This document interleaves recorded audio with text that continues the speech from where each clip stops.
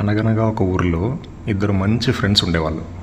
వాళ్ళు ఎంత close friends అంటే ఒకరిని విడిచి ఒకరు అస్సలు ఉండేవాళ్ళు కాదు. వాళ్ళలో ఒకరి పేరు క్వాలిటీ, ఇంకొకరి పేరు ప్రైస్. క్వాలిటీ ఏం చెప్తే ప్రైస్ అది చెప్పేది, ప్రైస్ ఏం చెప్తే క్వాలిటీ అది చెప్పేది. అలా ఉండగా కలికాలం వచ్చింది. కలి ప్రభావం వల్ల ఆ ఊర్లో వాళ్ళకి ఈ ఫ్రెండ్షిప్ చూసి అసూయ కలిగింది.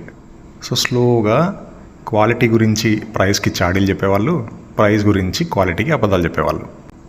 అలా కొద్ది రోజులకి క్వాలిటీ అండ్ ప్రైస్ని వేరు చేసేసారు. కొంతమంది ప్రైస్ మాట వినకుండా క్వాలిటీ పార్టీలో చేరారు.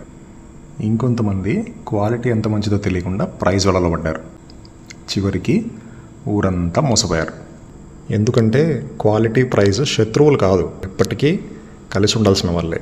సేమ్ ఇంటీరియర్స్లో కూడా ఇలానే క్వాలిటీ గురించి ప్రైస్ గురించి అవేర్నెస్ లేక మోసపోతుంటారు.